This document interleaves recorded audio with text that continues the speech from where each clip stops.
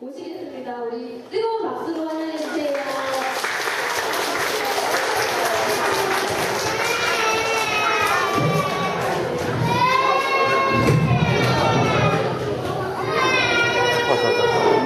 네, 인사드리겠습니다. 방금 소개받은 박소연입니다. 안녕하십니까.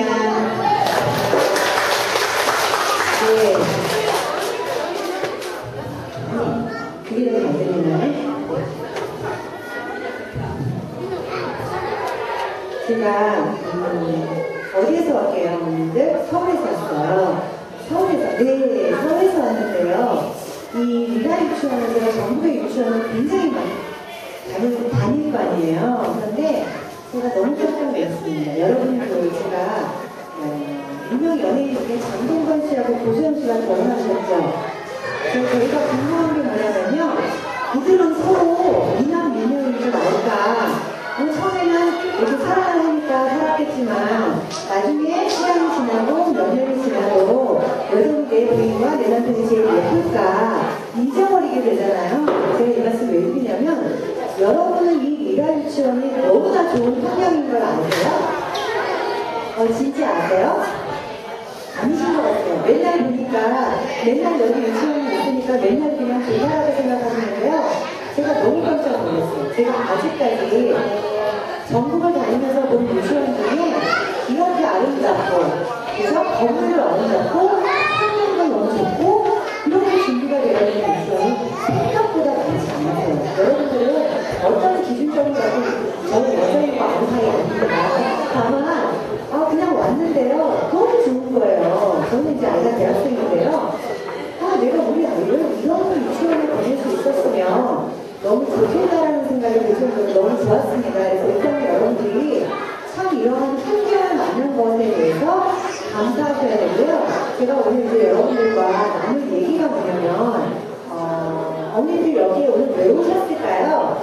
원장님이 오라고 하셔서 오셨을까요? 왜 오셨을까요? 네, 내 아이를 어떻게 하면 좀 사귀어볼까 무슨 얘기라도 듣고 도움이 될까 하고 오신 거죠. 네, 그러면 내 아이가 어머님 맞으세요? 어머님이 너무 아가씨라 그러세요. 어떤 아이였으면 좋으실까? 우리가 수많은 강사들의 강의를 듣는데요. 어떤 아이였으면 좋을까? 제가 꼭 여쭤볼 거거든요. 어머님 죄송한데 어떤 아이를 자랐으면 좋을까요? 나이가 밝은 아이. 네, 또요. 어머님 어떤 아이를 자랐으면 좋을까요? 밝고 지혜롭고 또요. 아버님이 오셨어요. 아버님 어떤 아이를 자랐으면 좋을까요? 밝고 지혜롭고 착하고. 저 한 번만 더 여쭤보세요. 어머님 밝고 지혜롭고 착하고 또요. 괜찮아요. 공부 잘하는 이거 솔직히 얘기하셔도 돼요. 왜 얘기 안 해요? 그거 공부 잘하는 밝고 지혜롭고 착하고 공부 잘하고. 그러면 하나 더 여쭤볼게요. 돈은 못 벌어도 되나요? 근데 왜 얘기 안 하세요? 응? 내 남편이 얼굴이 잘생기고 너무 괜찮아. 근데 월급도 5만원 받아도 어떡하실래요? 딱딱하세요.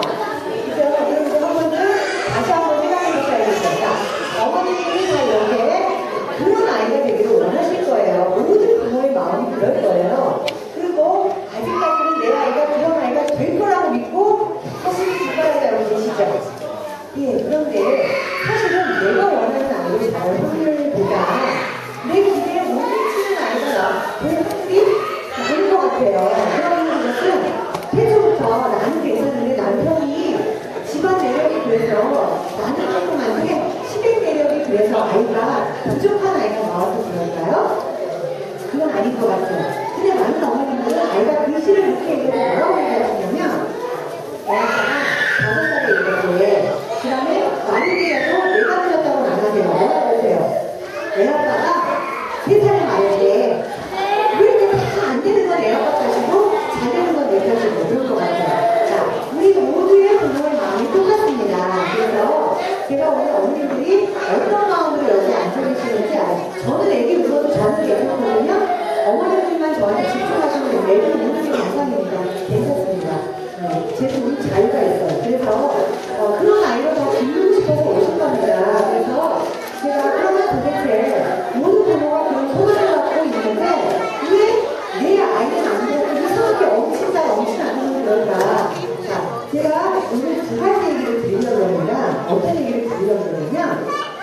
이제 어머님들의 아이들은요, 21세기를 살아야 되죠.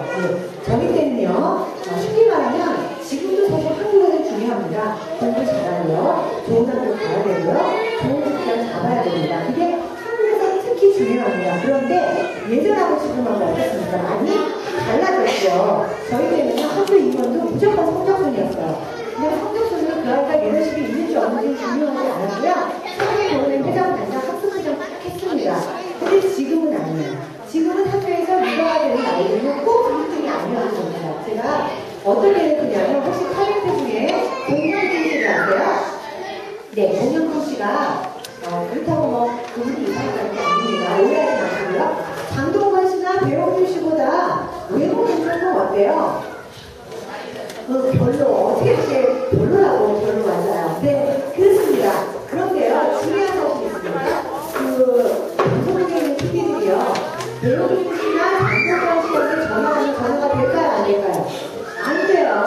그러면 누구한테 전화하냐면, 공영진 씨한테 전화해서 어떻게 하냐면, 나 어느 방송국에 무슨 PD인데, 요번에 내 프로에 장동건 장동건 내보내줘.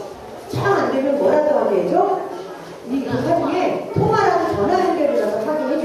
자, 이런답니다. 그럼 공영진 씨는 어떤 능력을 갖고 있는 거예요? 뛰어난 대인관계 능력을 가지고 있는 거예요. 그렇죠? 그러면, 자, 긴 안목을 볼 때, 장동건 씨나 배용준 씨가 그렇다는 게 아닙니다. 예를 들어서, 연예인에서도 저처럼 얼굴이 뛰어나서, 죄송합니다. 얼굴이 뛰어나서 연예인을 했던 사람, 오로지 그걸만 했던 사람은요, 일부는 아니에요. 아무리 주사를 맞아도 인간이 그렇게 돼 있죠.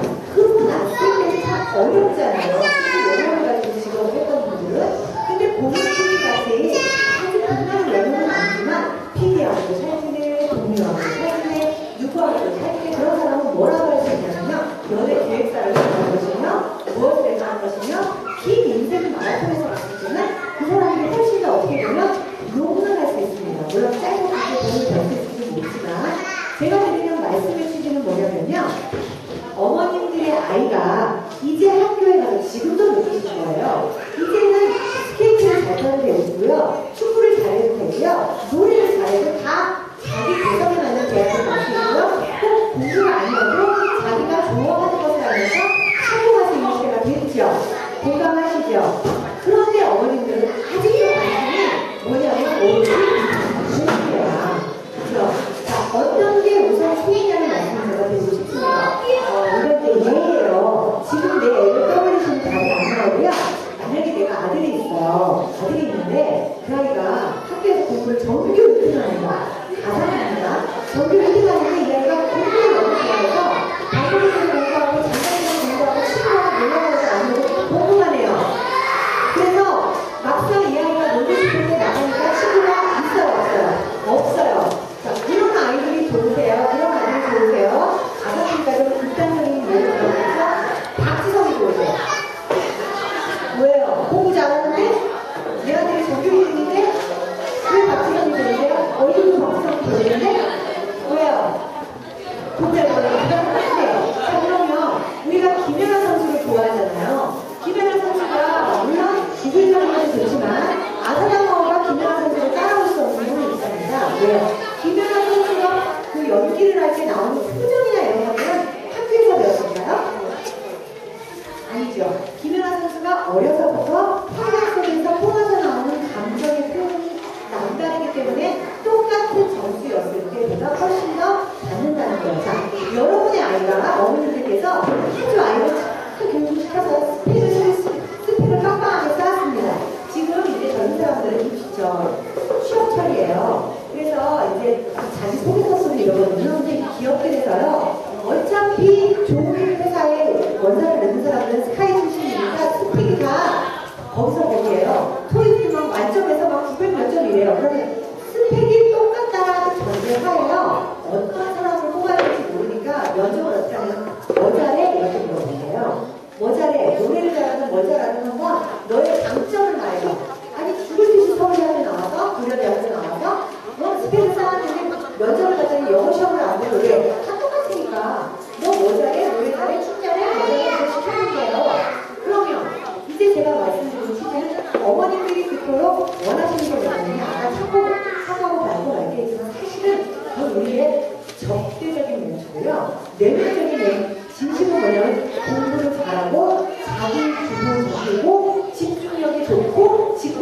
뛰어나고 타의 모범이 되고 리더십이 강하고 이런 아이를 원하세요.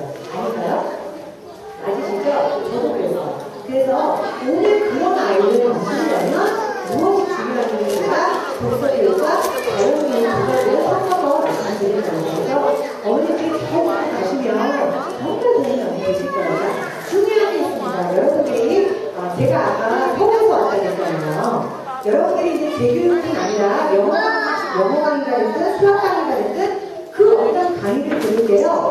자, 어머님들은요, 이제 자녀와 오해 중에 어떤 쪽으로 사고를 하시냐면 3위는 자녀를 사고를 합니다.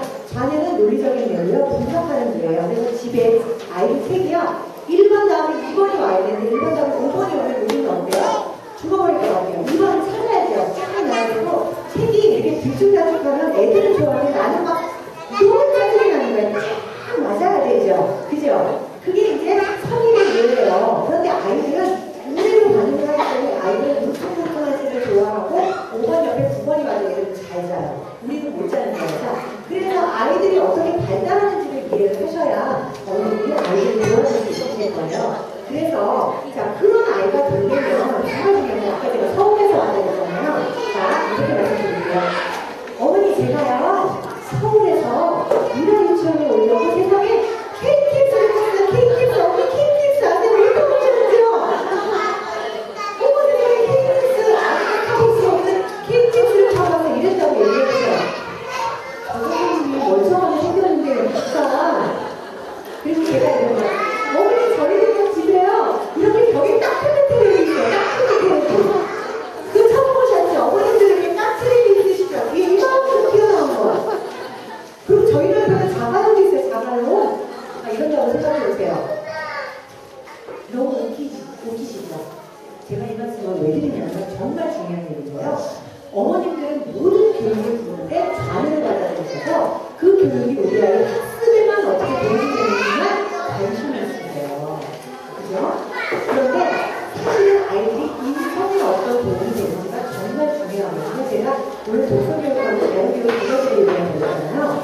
자, 제가 원래는 이 미라 유치원을 보기 전에는 다른 내용이 보고 나서 약간 바뀌었습니다. 아, 정말 어머니들이 미라 유치원이 갖고 있는 이 자연적인 환경을 얼마나 보고 계실까. 어머님들은 이 원에서 어떤 커리큘럼을 해서 우리 아이가 어떻게 지식이 올라가는 것도 중요합니다. 그거보다 더 중요한 것을 여러분들은 미라 유치원을 통해서 얻으실 수 있는데 저는 제3자잖아요. 그죠? 저는 그 유아독서 캠페인을 하는 회사에서 왔기 때문에요. 아무 이해관계도 없습니다. 다만 저는 교육하는 사람 입장에서 너무나 어머니들이 돌발하셨다는 생각이 들어서 두 가지를 맥심해서 얘기할 겁니다. 그래서 우선 자연이 우리 아이들에게 어떤 영향을 미치는가에 대해서 말씀드릴게요. 자, 원에 제가 왔는데요. 올라올 때 이렇게 그 벽 사이로 차와서 왔는데 아름다운 성이 있는 거예요.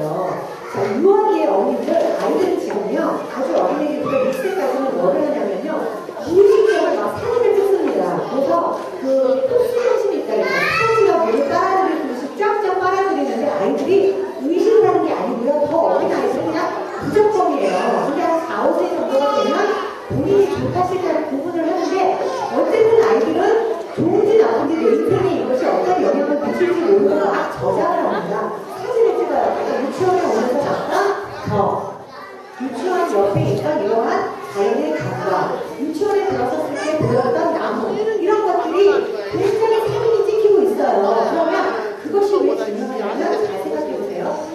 사람을, 인성을 풍요롭게 하는 세 가지 중에 첫 번째가 자연적인 요소입니다. 그래서 자연 친화적인 성품을 얼마나 갖느냐는 리더십의 중요한 역할을 합니다.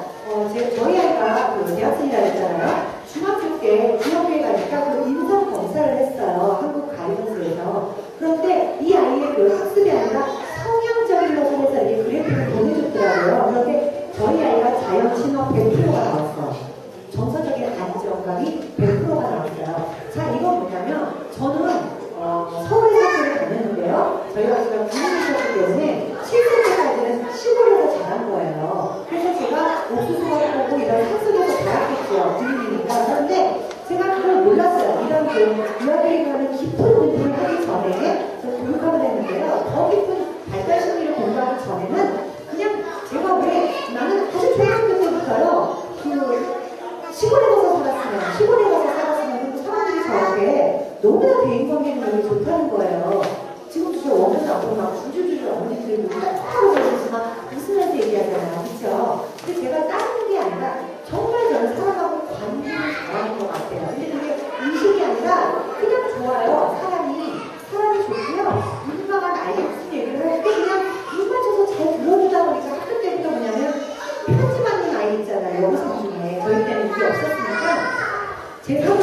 제가 편지를 써요. 여학생 때 여학생 좋아하잖아요. 그쵸? 그러고 사회생활을 하면서 어디에 가도 제일 잘난 척입니다.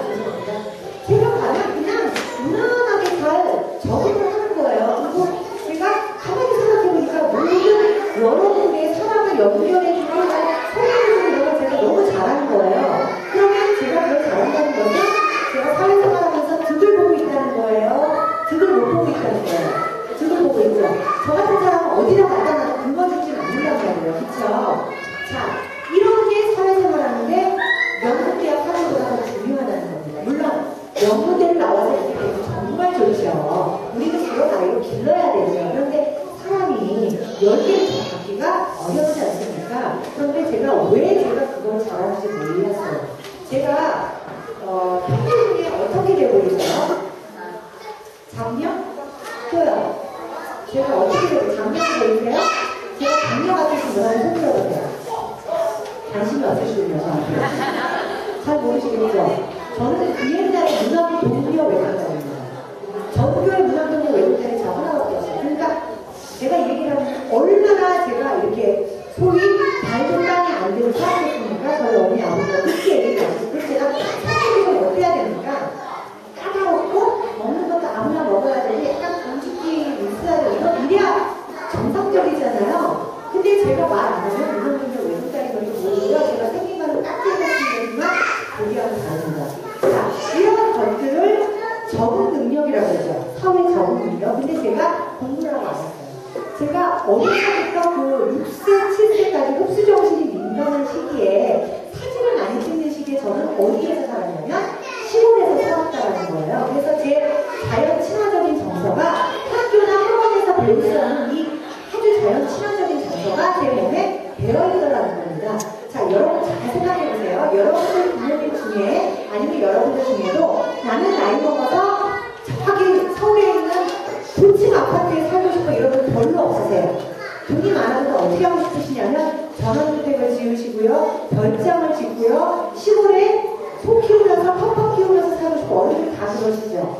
왜 그럴까요? 인간의 본성은요. 자연과 가까이 있을 때 행복하고 편안하고 정서적으로 안정감을 갖습니다. 작가들이 왜 사는 대로 가고 왜 자연적으로 가서 글을 쓰나요? 정서적인 교감을 끌어내야 돼요. 여러분들이 지금 제가 원장님하고 얘기를 나누면서 이 유치원은 산책 프로그램이 있다고 하시더라고요. 여러분 산책 프로그램이 있다는 것이 어떤 의미인지 아세요? 산책이 그냥 이렇게 걸어서 운동하는 산책이 아니고요. 아이들에게 산책을 한다는 것은 세 가지 장점이 있습니다. 제가 우리가 유치원 불간다네요. 자, 첫 번째는 왜냐면 이런 것이 잘 없어서 제가 너무 감동을 받아요. 첫 번째는 뭐냐면요. 아이들이 자기 몸을 움직여서 걸어간다는 것이 굉장히 중요한 의미가 있습니다. 이게 유치원 시기가 아니면 아이들은요, 움직일 시간이 잘 없습니다. 서울이 더 대단하다고요? 천천히 말씀드립니다. 지방 어머니들 특성이요. 서울은 조금 경제적으로 더 여유가 있어서 제가 깜짝 놀라게 지방 어머니들 열심히 서울 어머니들 따로 쓰거든요. 특히 경상도에서. 네. 진짜 그렇습니다. 경상도 쪽이 교육력이 굉장히 중요해요. 그래서 이 아이가 자기 몸을 움직여서 어딘가 걸어간다는 것은 자기 몸을 움직인다는 것은 굉장히 자기 주도적인 겁니다. 어머니들이 왜 아이들이 자기 주도적으로 공부하길 원하시죠? 이랬으면 좋겠어요. 유치원 가서 제가 혼내볼게요. 어머님 유치원 다녀왔습니다. 제가 손을 씻겠습니다.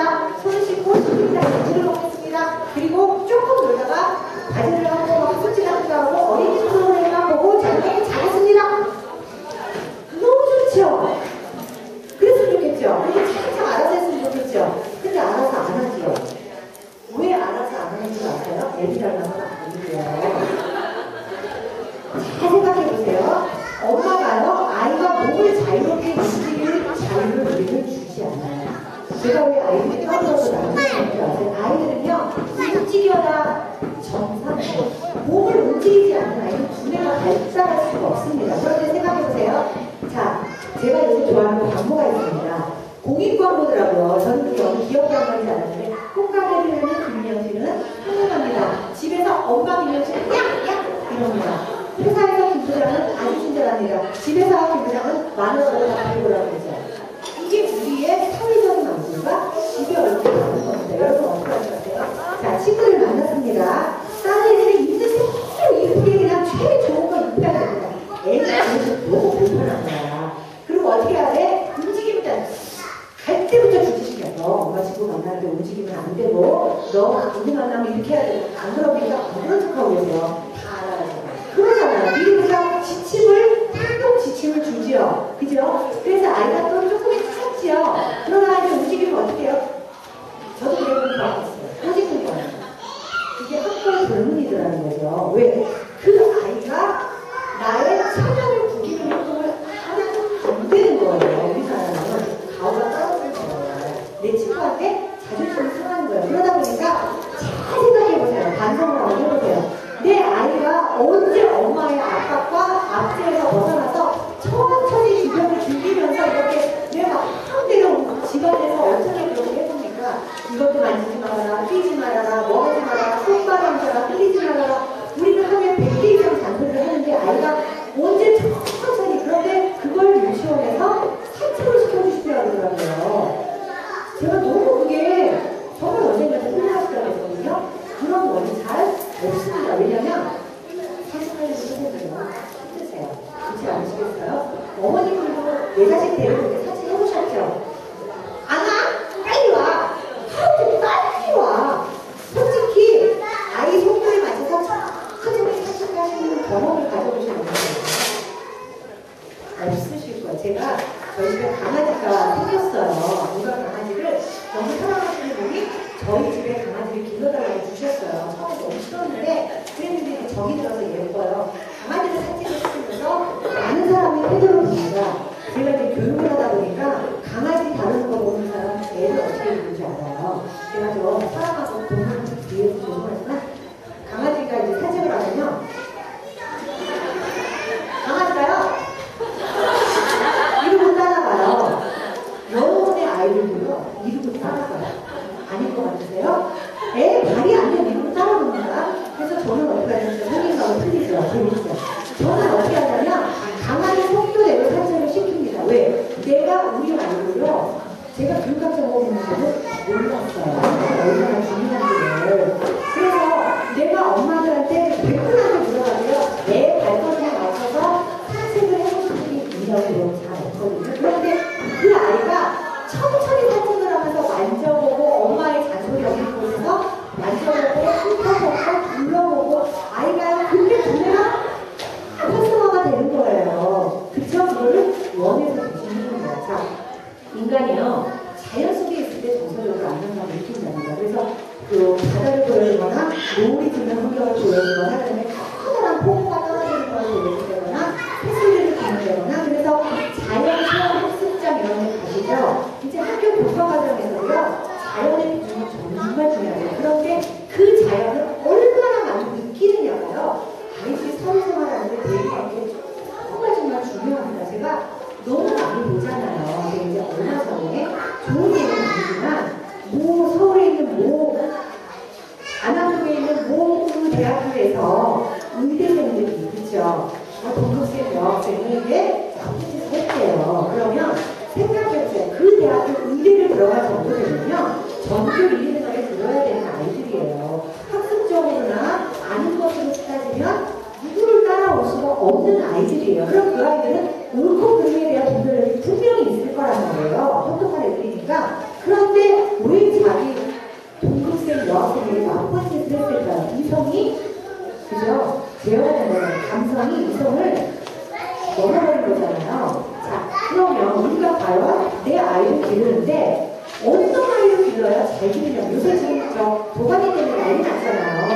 어머니들 그 애들 내놓기 무서우시잖아요. 그렇죠? 그런데 어머님들은 내 아이가 피해자가 될 거고 남의 아이가 다 우리 애를 아프게 할 거라고 생각해. 내 아이가 다른 애를 아프게 할 거라고 생각은 꿈에도 안 해봐 우리는. 그죠? 그죠? 근데 우리는 장담할 수 없다는 거야. 왜? 자꾸만 환경이 상업화되고 엄마들은 공부에만 관심을 두어보니까 정말 중요한 것들 유치원에 보낼 때도 엄마들 시설이 어떠냐? 커리큘럼 하나도 안 돼. 요새 시설은 다 좋으니까 이 왕에서 무슨 커리큘럼을 하느냐? 그건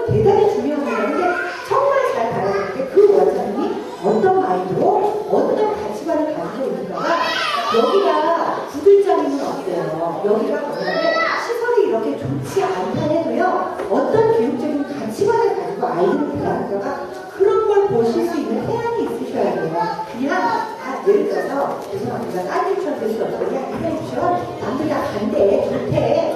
이렇게 보내는 아니라는 거죠.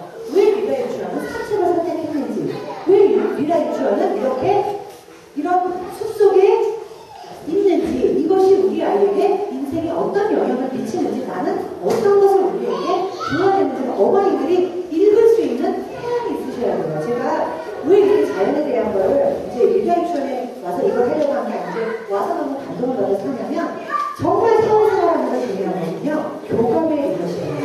교감의 이것이고요. 그래서 그런 것들이 되지 않는 자녀로 길러보시면요, 여러분들 힘들어요. 왜냐면 아이들이요, 저희 때는 그런 게 없었는데요. 우리 아이가 달라져서 이런 프로그램을 보시고요.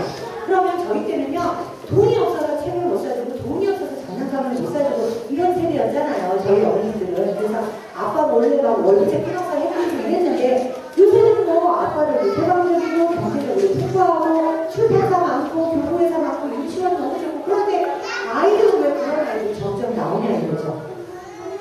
점점 많아요. ADHD 뭐 이런 애들 점점 많고, 우리 아이가 달라졌다는 걸 보시면요,